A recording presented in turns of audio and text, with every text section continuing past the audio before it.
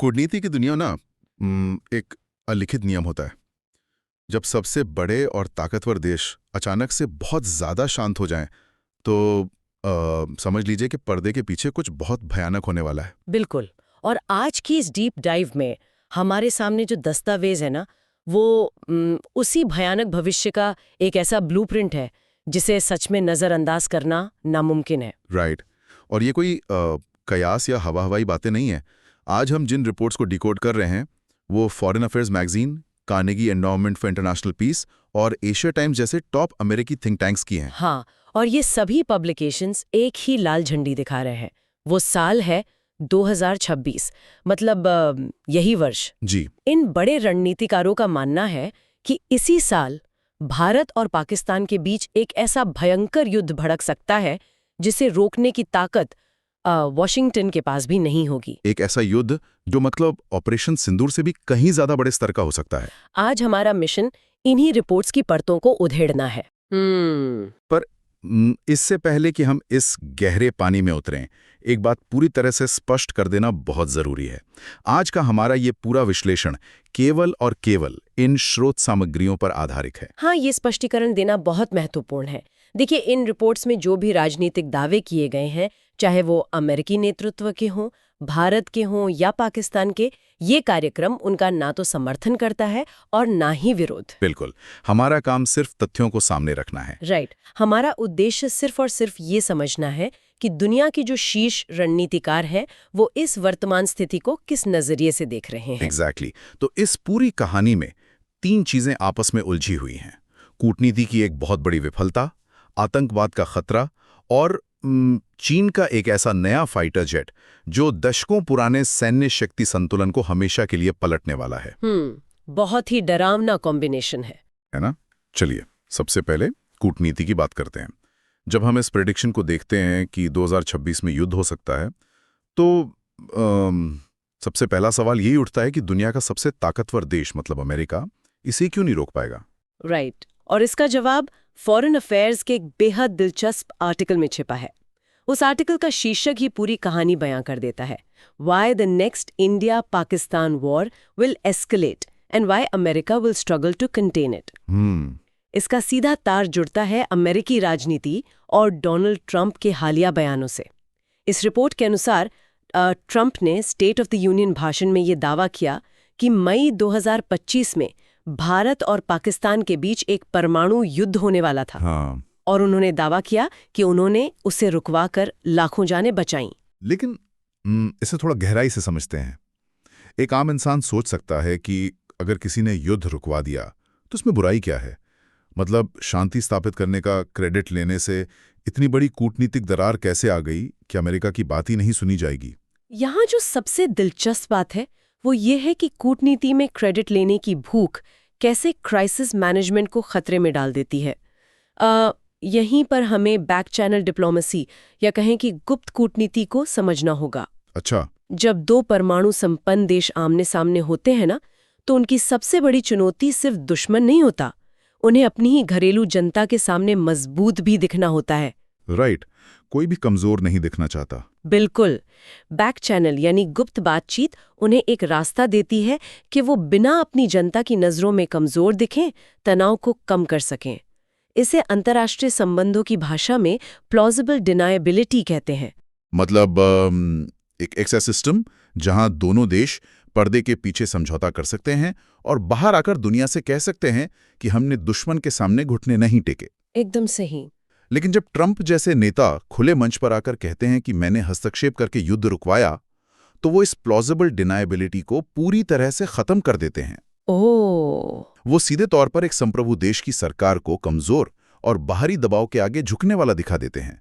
Foreign affairs की report बताती हैं कि इस दावे ने भारतीय कूटनीतिक हलकों में भारी असहजता पैदा कर दी। जाहिर सी बात है, क्योंकि भारत का हमेशा से यह स्पष्ट स्टैंड रहा है कि पाकिस्तान के साथ विवाद पूरी तरह से द्विपक्षीय हैं।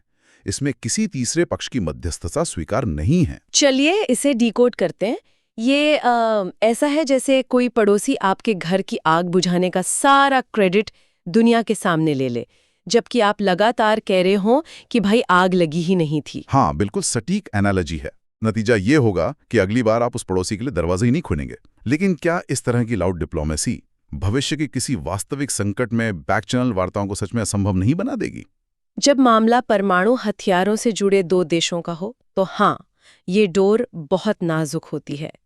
इन थिंक टैंक्स का आकलन है कि ट्रंप के इस क्रेडिट लेने के प्रयास ने अमेरिका की विश्वसनीयता को खत्म कर दिया है। भविष्य में अगर युद्ध होता है और ट्रंप फोन करते हैं तो नई दिल्ली संभवतः उसे इग्नोर कर देगी या फोन काट देगी। कोई भी सरकार ये जोखिम नहीं लेना चाहेगी कि कल को फिर से कोई अमेरिकी नेता टीवी पर आकर उनकी छवि खराब कर दे। तो कूटनीतिक रास्ते तो लगभग बंद या कहें कि बेहद संकरे हो चुके हैं। अब उस जमीनी हकीकत पर आते हैं जो इस संभावित युद्ध की चिंगारी बन सकती है, और वो है आतंकवाद। राइट। अमेरिकी रिपोर्ट्स, विशेष रूप से दिसंबर 2025 की एक चेतावनी में बहुत स्पष्ट रूप से कहा गया था कि अगली कॉन्फ्लिक्ट की जड़ कोई आतंकी घटना ही होगी। और इस बदलाव को समझने के लिए थोड़ा पीछे जाना होगा। एक समय था जब FATF यानी फाइनेंशियल एक्शन टास्क फोर्स के प्रतिबंधों ने पाकिस्तान में आतंकी फंडिंग को काफी कम कर दिया था। हाँ, बैंकिंग सिस्टम्स पर जो नजर रखी गई थी। बिल्कुल। लेकिन रिपोर्ट एक बहुत ही अनोखे फैक्टर की बात करती है जो आज काम कर रहा है, अननोन मैन या अज्ञात लोग। ये अननोन मैन वाला हिस्सा सच में किसी जासूसी उपन्यास जैसा लगता है। स्रोत का दावा है कि वर्तमान में पाकिस्तान में आतंकवादियों को भारत पर हमला करने से जो चीज रोक रही है वो FATF नहीं है, बल्कि इन अननोन मैन का खौफ है। ये एक बहुत ही क्रिटिकल शिफ्ट है।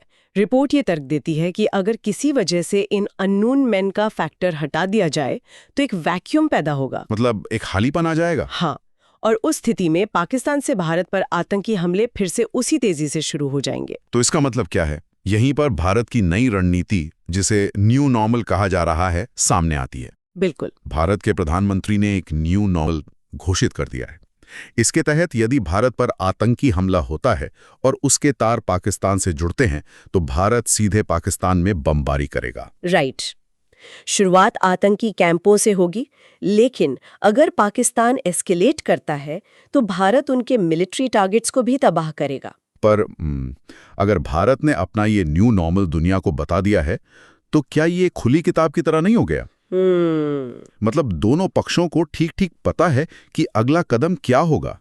क्या ये एक खतरनाक एक्शन रिएक्शन लूप नहीं है जो युद्ध को बहुत तेजी से भड़का सकता है? ये एक बहुत ही वाजिब चिंता है, और इसे समझने के लिए हमें कार्नेगी एंडाउमेंट की रिपोर्ट को देखना होगा, जिसका शीर्षक है न्यूक्लियर नॉइज सिग्नलिंग।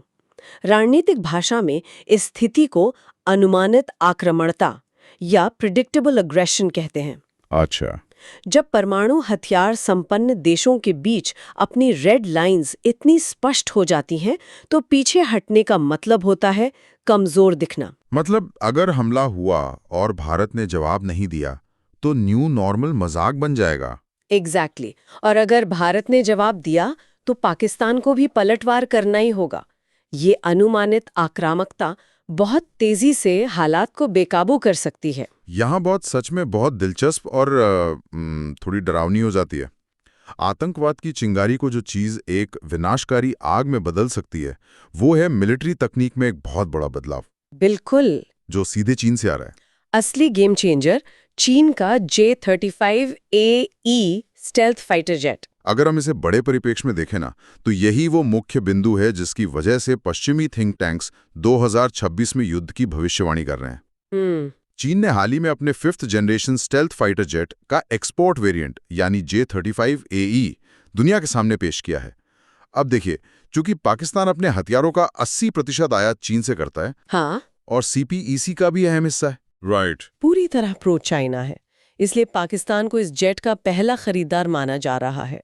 भले ही ट्रंप ने कई बार भारत पर पाकिस्तान को तरजीह दी हो, लेकिन ये जेट चीन से ही आएगा। और ये शक्ति संतुलन में एक बहुत बड़ा बदलाव है, क्योंकि भारत के पास अभी कोई 5th जनरेशन फाइटर जेट नहीं है, ना तो रूस का Su-57 और ना ही अमेरिका का F-35। बिल्कुल। और सबसे बड़ी चिंता की बात यह है कि ये J-35 से जेट भारत के ताकतवर S-400 मिसाइल डिफेंस सिस्टम को चकमा देने की क्षमता रखता है। मैं यहाँ थोड़ा रुककर पूछना चाहूंगा, S-400 तो दुनिया की सबसे बेहतरीन रेडार सिस्टम्स में से एक माना जाता है।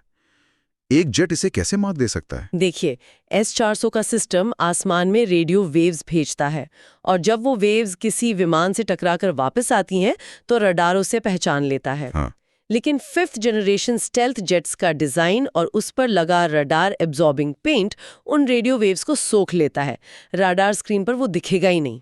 वाह, ये तो ऐसा है जैसे शतरंज के खेल में अचानक विरोधी को एक अदृश्य वजीर मिल जाए, एक इनविजिबल क्वीन। बिल्कुल सही कहा। इससे पाकिस्तान को भारत के परमाणु बुनियादी ढांचे और डीप मिलिट्री बेसिस पर क्रेडिबल डीप स्ट्राइक करने की क्षमता मिल जाएगी। जैसा भारत ने ऑपरेशन सिंदूर के दौरान किया था। राइट। तो भारत के सामने अब एक बहुत खौफनाक सवाल है। क्या वो चुपचाप इंतजार करे कि पाकिस्तान की वायुसेना इस खतरनाक तकनीक को हासिल कर ले, या फिर इस 5th जनरेशन जेट के डिलीवर होने से पहले पाकिस्तान पर प्रीएम्प्टिव स्ट्राइक कर दे? और यही वो स्ट्राइक फर्स्ट का जियोपॉलिटिकल कैलकुलेशन है जो इस समय आकार ले रहा है। पश्चिमी थिंक टैंक्स इसी वजह से युद्ध की बात कर रहे हैं। लेकिन अगर भारत पहला हमला करता है तो क्या ये सीधे सीधे चीन के साथ भी युद्ध को न्योता देना नहीं होगा? एग्जैक्टली, इसी को एस्केलेशन ट्रैप कहते हैं। तो अगर हम चर्चा को समेटें तो 2026 का ये परिदृश्य सच में एक टाइम बॉम्ब की तरह है, जिसमें अमेरिका कूटनीतिक रूप से लकवाग्रस्त हो चुका है। हाँ। अननोन मैन और न्यू नॉर्मल जमीनी हालात को नाजुक बनाए हुए हैं, और चीन का J-35 AE जेट एक घातक उत्प्रेरक कैटलिस्ट का काम कर रहा है। बिल्कुल। और एक बार फिर ये याद रखना जरूरी है कि ये सब उन जियोपॉलिटिकल प्रेडिक्शंस और रिपोर्ट्स का निचोड़ है जो हाल ही में सामने आई हैं। हमारा उद्देश्य सिर्फ इन तथ्यों की रणनीतिक गहराई को समझना था। बिल्कुल सही। और आज की चर्चा से एक बात साफ है कि नई तकनीक जैसे 5th जनरेशन स्टेल्थ जेट्स सुरक्षा कम और डर ज्यादा पैदा कर रही है। बहुत गहरी बात है। ये सोचने वाली बात है कि जब हथियार अदृश्य और अचूक होते जाएंगे तो क्या भविष्य में शांति कूटनीति से आएगी, या सिर्फ इसलिए बनी रहेगी क्योंकि कोई भी देश पहला हमला करने की कीमत चुकाने की हिम्मत नहीं कर पाएगा? क्या हम एक ऐसे युग में प्रवेश कर चुके हैं जहां शांति केवल डर के संतुलन पर टिकी है? यह एक ऐसा सवाल है जिस पर जरूर विचार किया जाना चाहिए। खैर, आज की इस डीप डाइव में बस इतना है।